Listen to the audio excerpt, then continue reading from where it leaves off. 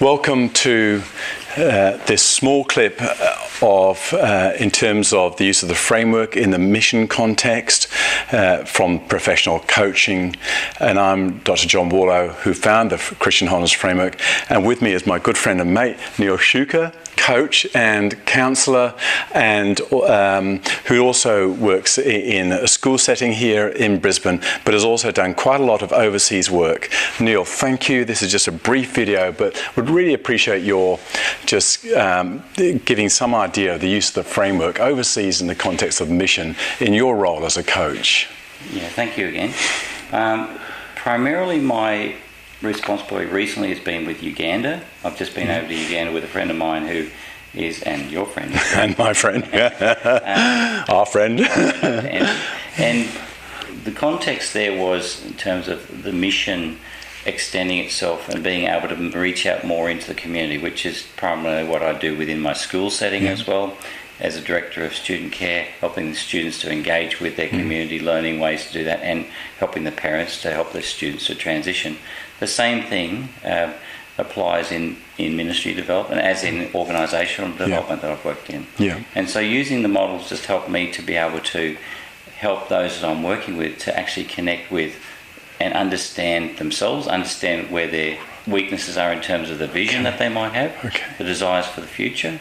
So I've worked recently with Uganda and also with the Philippines in the capacity of assisting those who are leading those responsibilities, the mission responsibilities, to understand their vision, clarify their vision, and clarify how they move forward that, and engage others, connect with them, understand the people they're working with, and be able to then respond more appropriately in the sense of being able to then work with them. So they bring people with them through their ministry development. So the role of the steps in the context of coaching and helping them to really understand their vision and presumably underneath that their purpose and where they're going, and to be able to go as an entity forward has been really important. What about briefly just the shapes in terms of coaching, either in the Ugandan or the Philippines situation? Well, it's interesting that the thing that became critical in Uganda was understanding where God was in the whole picture. And certainly that we came back to prayer as being even the most significant thing there to be able to even make breakthrough.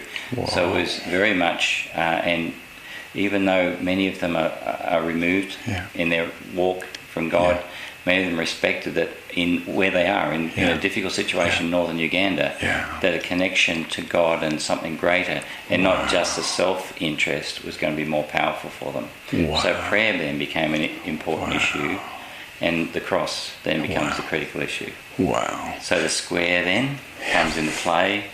Of course, the triangle in terms of connection, God, and then how they relate with others.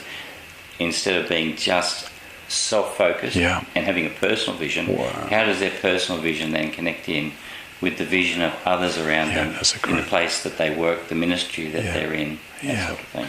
That is just amazing, Neil. And sometimes I use the circles not just for an individual but for a corporate group, and maybe we can talk about that more in the next video. So I hope that gives you just a brief sample of using the framework in a mission context both in Uganda and in Philippines. Feel free to have a look at the next video in relation to this, a little bit longer, just unpacking some of the stuff which we've talked about.